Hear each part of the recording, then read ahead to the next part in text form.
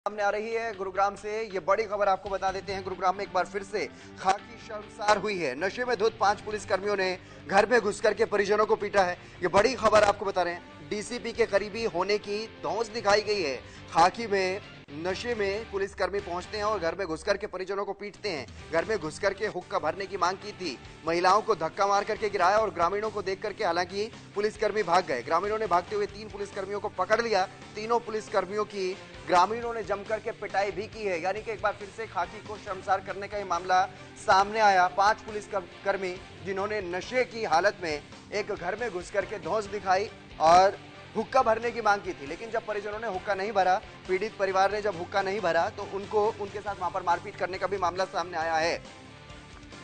संजय राठौर हमारे संवाददाता हमारे साथ जुड़ गए अधिक जानकारी के साथ। संजय, क्या कुछ पूरी जानकारी इस मामले में? खाकी एक बार फिर से शर्मसार हुई है गुरुग्राम में।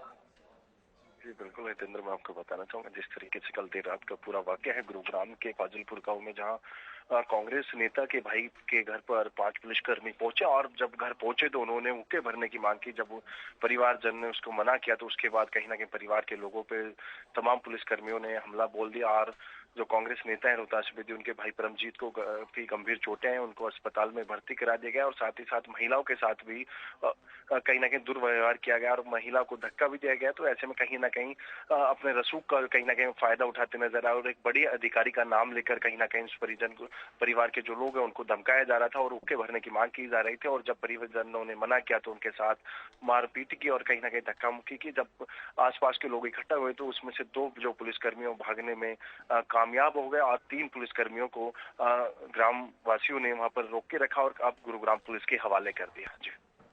जी, इस मामले में अगर बात करें तो क्या कुछ पूरा हंगामा वहां पर देखने को मिला? क्योंकि 3 पुलिसकर्मियों को वहां पर ग्रामीणों ने पकड़ लिया और उनकी जमकर के कुटाई की गई।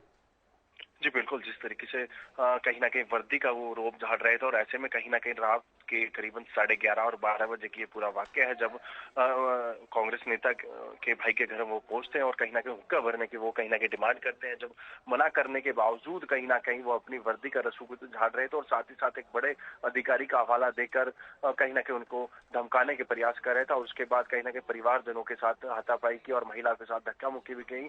तमाम जब ग्रामीण इकट्ठा हुए तो 3 पुलिसकर्मियों को हालांकि उन्होंने पकड़कर उनको उनकी धुनाई भी की और साथ ही साथ अब गुरुग्राम पुलिस के हवाले कर दिया। और ऐसे में कांग्रेस नेता के भाई हैं जो उनको गंभीर चोटें भी आई हैं, उनको निजी अस्पताल में भर्ती करा दिया गया। अब देखना ये होगा कि कहीं ना कहीं जिस तरीके से लगातार अब जो पीड़ित परिवार है उसके द्वारा पुलिस के आला अधिकारियों के द्वारा एक दबाव बनाया जा रहा है कि वो कहीं ना कहीं समझौता कर ले, इस मामले को यहीं रफा दफा कर दें। लेकिन ऐसे में कहीं ना कहीं एक बार फिर कहीं ना कहीं खाकी शर्मसार होती नजर आ रही है, क्योंकि अपनी वर्दी का रसूख दिखाते हुए कहीं ना कहीं परिवार के ऊपर उन्होंने हमला किया और वर्दी का जो है दुरुपयोग किया।